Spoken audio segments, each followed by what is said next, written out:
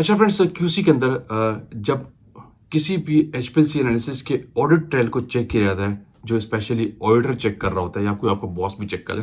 Normally जो auditor आपके पास आता है, आउटसाइडर या इनसाइडर, कोई ड्रैप का पर्सन भी होता है, तो वो आपके ऑडिट ट्रेल को किस तरह चेक करता है किसी भी आपकी एचपीएलसी एनालिसिस को।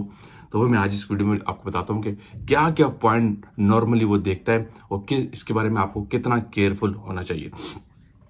तो आगे चलने से पहले आप देख रहे हैं मेरा चैनल वॉइस ऑफ ज्ञानी और मैं सफदर खान ज्ञानी।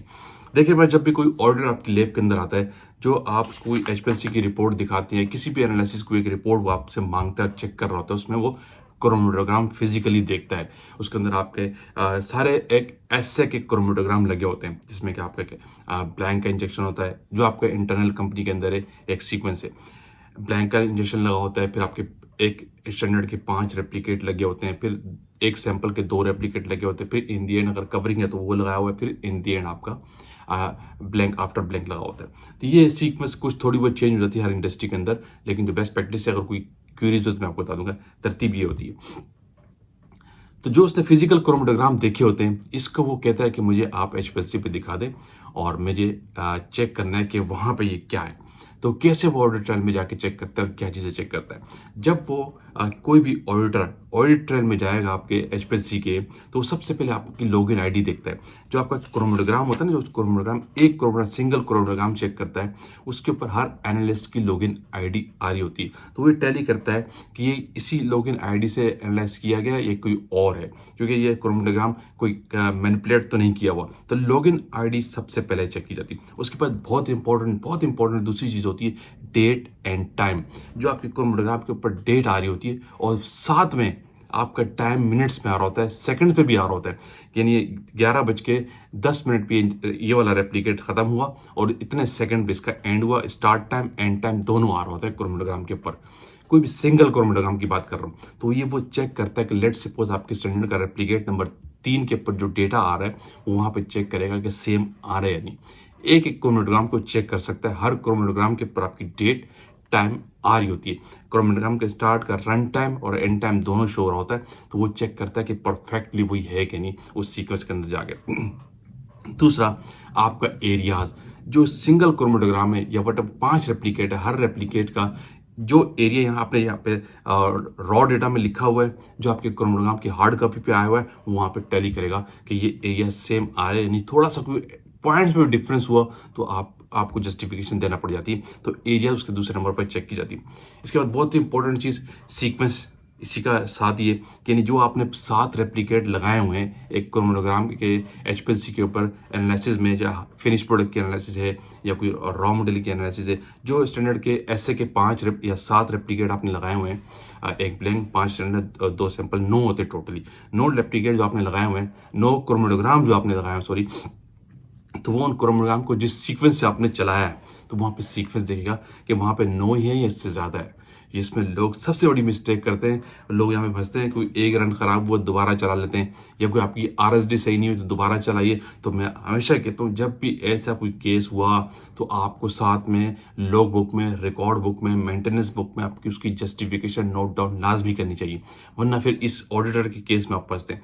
मिसाल के तौर पर आपने एक ऐसे लगाया हुआ किसी एक प्रोडक्ट का, एक रॉ मटेरियल का, टोटल 9 इंजेक्शन बन रहे, सही है, एक ब्लैंक 5 स्टैंडर्ड उसके replicate, 2 sample in the and blank, total 9 replicate आपके बन रहे हैं, 9 रेप्लिकेट। तो वहाँ पे जिस सीक्वेंस से आपने चलाया हुआ है, जिस डेट और टाइम से और जिस आईडी से आपने चलाया हुआ है, वहाँ पे 9 ही रेप्लिकेट होनी चाहिए, 9 ही स्टैंडर्ड होनी चाहिए। या वहाँ पे एक ब्लैंक एक्स्ट्रा हुआ, एक स्टैंडर्ड एक्स्ट्रा हुआ, या आपने यहाँ पे 5 स्टैंडर्ड लिए हुए हैं जो रॉ डेटा है, जो हार्ड कॉपी है, और वहाँ पे तो 8 रेप्लिकेट शो हो रहे, आपने 3 छोड़े हुए जो सही वाले 5 ले लिए, तो बहुत बड़ा ब्लेंडर हो जाएगा।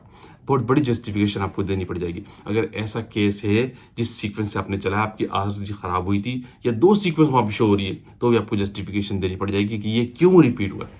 इसकी वजह क्या है कि इस हार्ड कॉपी में तो इस स्टैंडर्ड के 5 रेप्लिकेट इस डे टू टाइम और इस सीक्वेंस के साथ लगे हुए हैं, तो इस सीक्वेंस के साथ वहाँ पे तो ज़्यादा शो हो रहे हैं, वहाँ पे तो 9 स्टैंडर्ड के रेप्लिकेट लगाए हुए। तो क्या वजह है? तो ऑडिटर ये चेक करता है, और इसकी अगर ऐसा कोई केस है तो आपको उसी वक्त जिस वक्त एनालिसिस की गई थी उसी वक्त इस केस को जस्टिफिकेशन नोट डाउन करनी होगी हार्ड कॉपी में या कहीं पे भी, जहाँ पे आपके सिग्नेचर, आपकी बॉडी के सिग्नेचर होने चाहिए, आपके बॉस का सिग्नेचर होने चाहिए, जो आप वहाँ पे जस्टिफिकेशन दिखा सकेंगे कि ये इशू था, ये वजह थी, हमने ये सीक्वेंस में ये शो हो रहा है। क्योंकि ऑडिटर कहेगा कि भाई यहाँ तो इस सीक्वेंस के अंदर जिस सीक्वेंस से आपने चलाया वहाँ पे तो इस सीक्वेंस से आपने हार्ड कॉपी किया तो नो प्रिंट निकाले हुए, नो इंजेक्शन से, तो वहाँ पे तो 12-13 इंजेक्शन शो हो रहे हैं, ये क्या वजह है। तो this is the great blunder. तो इस केस में आपका बहुत बड़ा जस्टिफिकेशन उस वक्त देना पड़ जाएगा। अगर आपने at the time of analysis note down की हुई थी तो फिर आप बच जाते हैं ऑडिटर में। तो ऑडिटर आपकी सीक्वेंस चेक करता है और नंबर ऑफ रेप्लिकेट भी चेक करेगा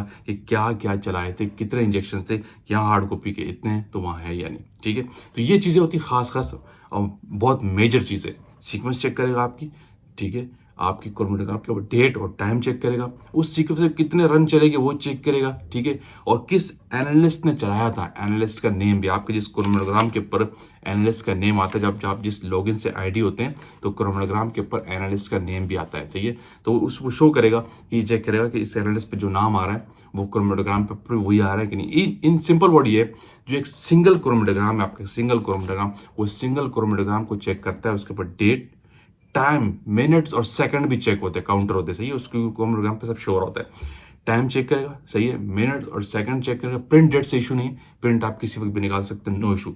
लेकिन आपकी जो एक्वायर्ड डेट है, एक्विजिशन डेट है, ऑपरेशन डेट और टाइम और सब सेम होना चाहिए। क्योंकि जैसे मैंने कोई एक एनालिसिस किए जो क्रोमोटोग्राम हार्ड निकाला है, इस क्रोमोटोग्राम का अगर मैं दोबारा प्रिंट निकालूं किसी और डेट में तो प्रिंट डेट कुछ और जाती है, वो एक जस्टिफिकेशन है, नो इशू। आपने बाद में प्रिंट लिया कोई बात नहीं, किसी और पर्पस के लिए आपने प्रिंट लिया, नो इशू, लेकिन आपकी एक्वायर्ड डेट जो है वो टाइम, डेट और सीक्वेंस बिल्कुल वही सेम आनी चाहिए, हमेशा याद रखिएगा। वो ये लाजमी चेक करता है। फिर एरियाज में खासकर जो उस क्रोमोटोग्राम को भी चीज़ें आ रही थी, जो एरिया स्पेशली जिस केस पे आप ऐसे एनालिसिस करते हैं वो लाजमी चेक करो होता है। सीक्वेंस आपकी देखी जाती है, आपकी लॉगिन आईडी देखी जाती है, आपके नंबर ऑफ इंजेक्शन उस सीक्वेंस के अंदर कितने आ रहे हैं वो सारे देखे जाते हैं। खासकर स्पेशली बहुत फोकस होता है इस चीज़ पे, ऑडिटर यही आगे चेक कर रहा होता है। क्लियर है। तो ये जब भी आपकी लैब में ऑडिट हो, मैंने जनरली बताया जो हमने ऑडिट फेस किया है, ऑडिटर इन चीज़ों को लाजमी चेक करता है। अगर वो आपकी हार्ड कॉपीज़ की बेस पे, हार्ड सपोर्टिंग हार्ड क्रोमोटोग्राम की बेस पे सॉफ्टवेयर पे जाना चाहेगा तो वो इस तरीके से सारी आपकी चीज़ चेक करेगा। और ट्रायल में कोई एक्स्ट्रा चीज़ भी उसको वहाँ पे नजर आ गई तो आपको जस्टिफिकेशन देनी पड़ जाएगी। अगर कोई आपकी एक्स्ट्रा एक्टिविटी हुई थी तो फिर आप उसी टाइम जस्टिफिकेशन करके रख लेंगे, तो it's a safe and safe for you. आपकी वीडियो आपने लाइक की क्योंकि कुछ सवाल आ रहे होंगे कि ऑडिटर बेसिकली है क्या। तो ऑडिटर वो चीज़ है जहाँ पे आपको सारा डेटा और इस तरीके से ऑडिटर आपको आपके चेक करता है। आई होप की वीडियो आपने लाइक की तो शेयर कीजिए, कमेंट्स कीजिए। अगेन कहूँगा जो लोग चैनल पर न्यू है वो तो लाजमी शेयर कीजिए ताकि ऐसी टेक्निकल वीडियोज आप तक पहुँचती रहे। Thank you for watching. अल्लाह हाफिज़।